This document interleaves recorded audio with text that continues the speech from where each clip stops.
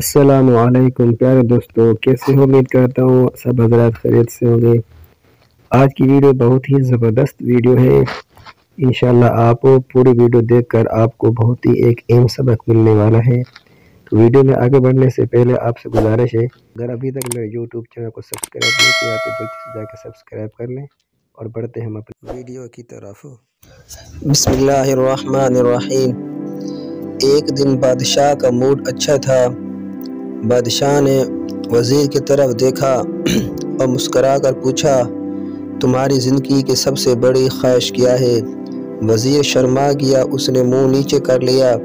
بادشاہ نے کہکا لگایا اور بولا، تم گھبراؤ مت، بس اپنی زندگی کی سب سے بڑی خواہش بتاؤ۔ وزیر گھنٹوں پر جھکا اور عاجزی سے بولا، حضور آپ دنیا کی خوبصورت ترین سلطنت کے مالک ہیں۔ میں جب بھی یہ سلطنت دیکھتا ہوں تو میرے دل میں خواہش پیدا ہوتی ہے کہ اگر اس کا 10واں حصہ میرا ہوتا تو میں دنیا کا خوش نصیب ترین شخص ہوتا۔ وزیر خاموش ہو گیا۔ بادشاہ نے کہکا لگایا اور بولا، میں اگر تمہیں اپنی آدھی سلطنت دے دوں؟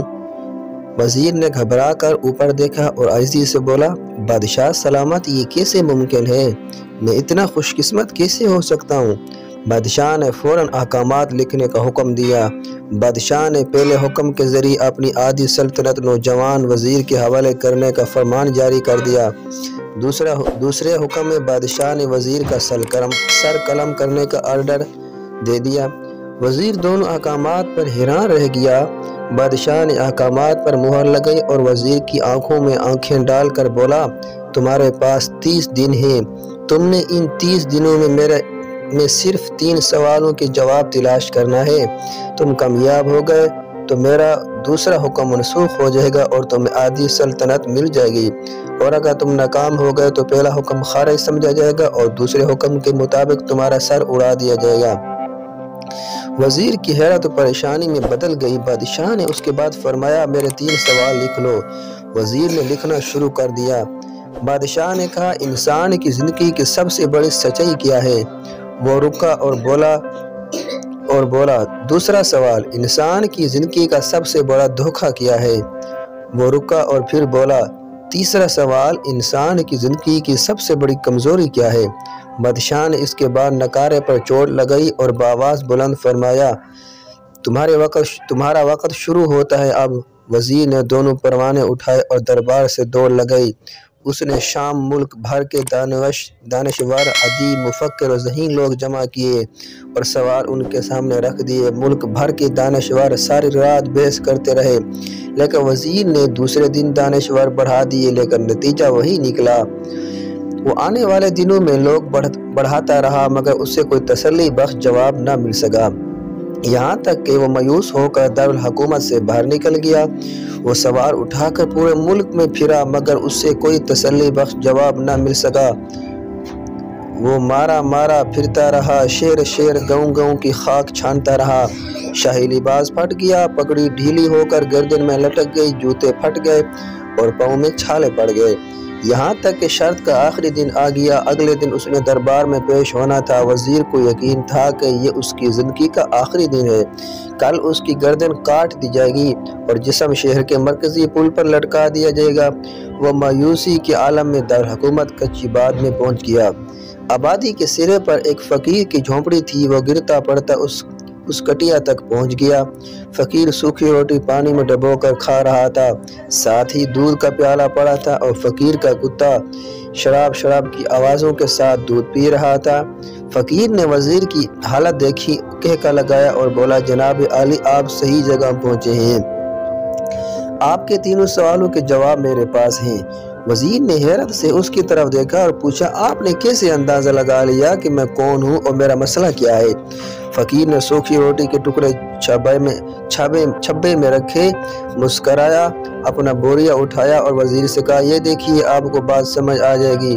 وزیر نے جھک کر دیکھا، بوریے کے نیچے شاہی خلعت بچھی تھی۔ یہ وہ لباس تھا جو بادشاہ اپنے قریب ترین وزراء کو عنایت کرتا تھا۔ فقیر نے کہا جناب عالی میں بھی اس سلطنت کا وزیر ہوتا تھا، میں نے بھی ایک بار آپ کی طرح بادشاہ سے شرط لگانے کی غلطی کر لی تھی، نتیجہ آپ خود دیکھ لیجئے۔ فقیر نے اس کے بعد سوکھی روٹی کا ٹکڑا اٹھایا اور دوبارہ پانی میں ڈبو کر کھانے لگا۔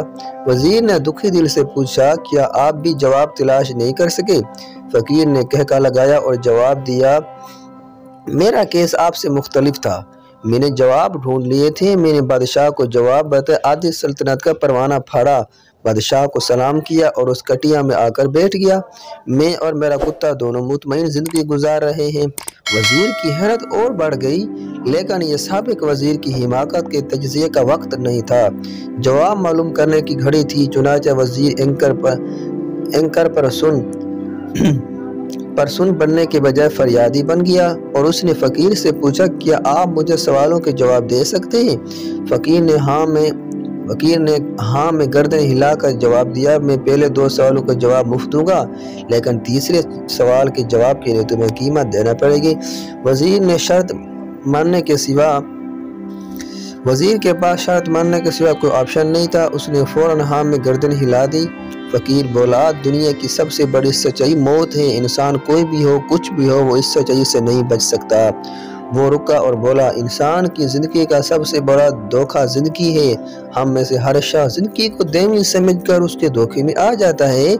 فقیر کے دونوں جواب ناقابل تردید تھے۔ وزیر سرشار ہو گیا، اس نے اب تیسرے جواب کے لیے فقیر سے شرط پوچھی۔ فقیر نے کہکا لگایا، کتے کے سامنے دودھ کا پیالہ اٹھایا اور وزیر کے ہاتھ میں دیا اور کہا میں آپ کو تیسرے سوال کا جواب اس وقت تک نہیں دوں گا جب تک آپ یہ دودھ نہیں پیتے۔ وزیر کے ماتھے پر پسینہ آ گیا، اس نے نفرت سے پیالہ زمین پر رکھ دیا، وہ کسی قیمت پر کتے کا جھوٹا دودھ نہیں پینا چاہتا تھا۔ فقیر نے کندھے اچکائے اور کہا تمہارے پاس اب 2 راستے ہیں، تم انکار کر دو اور شاہی جلاد کل تمہارا سر اتار دے، یا پھر تم یہ دودھ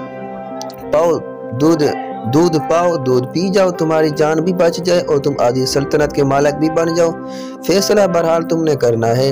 وزیر مخمصے میں پھنس گیا، ایک طرف زندگی اور آدھی سلطنت تھی، دوسری طرف کتے کا جھوٹا دودھ تھا۔ وہ سوچتا رہا یہاں تک کہ جان اور مال جیت گیا، سیلف ریسپٹ باہر گئی۔ وزیر نے پیالہ اٹھایا اور ایک ہی سانس میں دودھ پی گیا۔ فقیر نے کہکا لگایا، بولا میرے بچے انسان کی سب سے بڑی کمزوری غرض ہوتی ہے، یہ اسے کتے کا جھوٹا دودھ تک پینے پر مجبور کر دیتی ہے، اور یہ وہ سچ ہے جس نے مجھے سلطنت کا پروانہ پھاڑ کر اس کٹیا میں بیٹھنے پر مجبور کر دیا۔ میں جان گیا تھا میں جو زندگی کے دھوکے میں آؤں گا میں موت کی سچائی کو فراموش کرتا جاؤں گا، اور میں موت کو جتنا فراموش کرتا رہوں گا میں اتنا ہی غرض کی دلدل میں دھنستا جاؤں گا، اور مجھے روز اس دلدل میں سانس لینے کے لیے غرض کا غلیظ دودھ پینا پڑے گا۔ لہٰذا میرا مشورہ ہے زندگی کے ان تینوں حقیقتوں کو جان لو، تمہاری زندگی اچھی گزرے گی۔ وزیر حجالت، شرمندگی اور خود ترسی کا تحفہ لے کر فقیر کی کٹیا سے نکلا اور محل کی طرف چل پڑا۔ وہ جو محل کے قریب پہنچ رہا تھا اس کے احساس شرمندگی میں اضافہ ہو رہا تھا، اس کے اندر ذلت کا احساس بڑھ رہا تھا۔ وہ اس احساس کے ساتھ محل کے دروازے پر پہنچا، اس کے سینے میں خوفناک ٹیس اٹھی، وہ گھوڑے سے گرا، لمبی ہچکی لی اور اس کی روح وہاں سے نکل گئی اور انصری سے پرواز کر گئی۔ ہمیں کس دن کسی ٹھنڈی جگہ پر بیٹھ کر زندگی کے ان بنیادی سوالوں پر ضرور غور کرنا چاہیے۔ ہمیں سوچنا چاہیے کہ ہم لوگ کہیں زندگی کے دھوکے میں آ کر غرض کے پیچھے تو نہیں بھاگ رہے، ہم لوگ کہیں موت کو فراموش تو نہیں کر بیٹھے، ہم کہیں اس کہانی کے وزیر تو نہیں بن گئے۔ مجھے یقین ہے ہم لوگوں نے جس دن یہ سوچ لیا اس دن ہم غرض کے ان غلیظ پیالوں سے بالا تر ہو جائیں گے۔